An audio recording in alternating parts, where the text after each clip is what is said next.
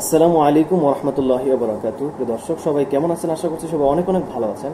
আলহামদুলিল্লাহ, আল্লাহর রহমতে আমি অনেক ভালো আছি। দর্শক, আজকে আপনাদের সামনে খুব গুরুত্বপূর্ণ একটা বিষয় নিয়ে আলোচনা করব। তো বিষয়টি বলার আগে, বিষয়টি কিন্তু খুব গুরুত্বপূর্ণ দর্শক। বিষয়টি বলার আগে সকলের কাছে অনুরোধ জানাচ্ছি, সকলে অবশ্যই চ্যানেলটি সাবস্ক্রাইব করবেন এবং ভিডিওতে একটা লাইক করবেন এবং কমেন্টে আপনার মূল্যবান মতামত জানাবেন। যদি কোনো মাসালা জানার থাকে অবশ্যই আপনারা কমেন্টের মাধ্যমে আমাকে জানার চেষ্টা করবেন ইনশাআল্লাহ তাআলা। তো যে বিষয়টি, সেই বিষয়টা হচ্ছে ইস্তিনজার আদব, ইস্তিনজা করার আদব। আমরা অনেকেই জানি না যে ইস্তিনজা করার আদব মানে অর্থাৎ কিভাবে সঠিক নিয়মে সুন্দরভাবে ইস্তিনজা করা, কোথায় ইস্তিনজা করতে হবে, কোথায় ইস্তিনজা করতে হবে না, এই সকল বিষয়ে ঠিক আছে সুন্দরভাবে আলোচনা করার চেষ্টা করবো ইনশাআল্লাহ তাআলা। পেশাব পায়খানা করার কয়েকটি আদব এই। বাইতুল খালায় বাম পায়ে দাখিল হওয়া। বাইতুল খালায় বাম পায়ে দাখিল হওয়া। অনেকে আছে যারা ডান পা দিয়ে প্রবেশ করে, এরকম অনেকেই আছে যারা ডান পা দিয়ে প্রবেশ করে।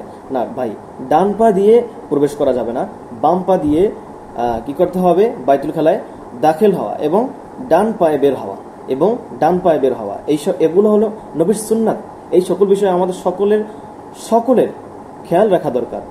কারণ বাইতুল খালা এটা আপনার ইস্তিনজাখানা, এটা আপনার পবিত্র জায়গা নয়, এটা অপবিত্র একটা স্থান।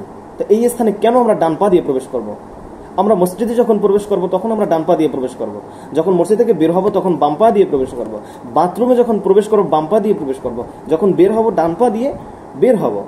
তো এই সকল বিষয়গুলো আমাদের সকলের খেয়াল রাখা দরকার এবং আমরা যেন এই বিষয়গুলো অন্যকে জানাতে পারি, যারা জানে না তাদেরকে যেন আমরা জানাতে পারি। আল্লাহ সেই তৌফিক দান করুক, আমিন। দাখিল হওয়ার সময় আউযু বিল্লাহি মিনাল খুবুসি ওয়াল খাবাইস, আল্লাহুম্মা ইন্নী আউযু বিকা মিনাল খুবুসি ওয়াল খাবাইস, অর্থাৎ আল্লাহর কাছে দোয়া চাই, হে আল্লাহ আপনি আমাকে সকল প্রকার খবিস অর্থাৎ শয়তানের ওয়াসওয়াসা থেকে আপনি আমাকে রক্ষা করুন। এবং বের হওয়ার সময় আলহামদুলিল্লাহিল্লাযী আযহাবা আনিল আযা ওয়া আফানি, এই দোয়া পড়া। ইস্তিনজা করার এবং ইস্তিনজা থেকে আলহামদুলিল্লাহ পাক হওয়ার সময় মাথায় টুপি বা কাপড় রাখা। আমরা যখন ইস্তিনজা যাই, আমরা অনেকে খালি মাথায় আমরা ইস্তিনজাখানায় যাই, বাইতুল খালাতে। না ভাই, আমরা কেন এটা করবো? আমরা মাথায়, আমাদের যদি টুপি না থাকে, আমরা মাথায় অন্তত গামছা দিয়ে হোক আমরা বাইতুল খালায় প্রবেশ করতে পারি। আমরা অনেকেই এই সকল বিষয়ে লক্ষ্য করি না, কিন্তু এই সকল বিষয়ে আমাদের খুব লক্ষ্য করা দরকার। ইস্তিনজা করার এবং ইস্তিনজা থেকে পাক হওয়ার সময় মাথায় টুপি বা কাপড় রাখা, বাম হাতে পানি বা ঢিলা ব্যবহার করা, বিনা ওজরে ডান হাতে ব্যবহার করা মাকরু। বিনা ওজরে যদি কেউ ডান হাত দিয়ে ঢিলা করে ব্যবহার করে সেটা মাকরু হবে। মানুষের চলাফেরা ও ওঠা বসার স্থানে মানুষের চলাফেরা এবং ওঠা বসার স্থানে ছায়াদার ও ফলদার গাছের নিচে, নদী, কুয়া, হাউজের নিকটে এবং কবরস্থানে ইস্তিনজা করা মাকরু। আমরা অনেকে এই সকল বিষয় জানতাম না, অনেকে হয়তো জানি, কিন্তু অধিকাংশ লোকেই আমরা এই সকল বিষয় জানি না। কোন জায়গায় প্রস্রাব করতে হবে, কোন জায়গায় আপনার ইস্তিনজা করতে হবে, আমরা অনেকেই জানি না। তো সেই বিষয়টা হলো মানুষের চলাফেরা।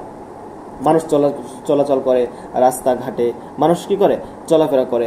এরপরে আপনার বলা হয়েছে বসার স্থানে, কেউ একটা জায়গায় তিনি বসেন, আপনি সেই জায়গায় গিয়ে আপনি কি করলেন? প্রস্রাব করলেন বা যাই করলেন না কেন, এই সকল কিছু না করে। এরপরে ধরেন ছায়াদার ও ফলদার গাছের নিচে আপনি গিয়ে এটা করলেন, তো এটা আসলে ঠিক হবে না।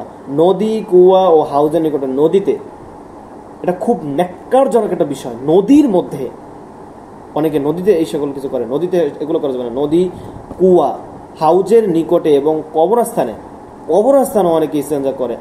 কবরস্থানে এই সকল বিষয়ে, এই সকল স্থানে ইস্তিনজা করা মাকরু। কোনো গর্তের মুখে পেশাব করা উচিত নয়, কেননা গর্তে বিষাক্ত প্রাণী থাকলে দংশন করতে পারে।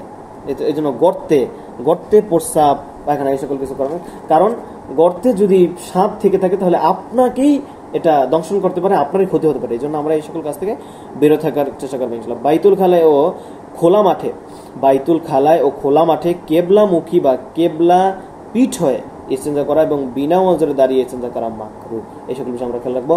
বাইতুল খালায় ও কেবলা ও খোলা মাঠে, বাইতুল খালা কিংবা খোলা মাঠে যে কোনো কেবলা দিক হয়ে কিংবা কেবলার দিকে পিঠ করে কিংবা কেবলা দিকে পিঠ হয়ে ইস্তিনজা করা এবং বিনা ওজরে দাঁড়িয়ে ইস্তিনজা করা কি করা মাকরু। 7 নাম্বার আবদ্ধ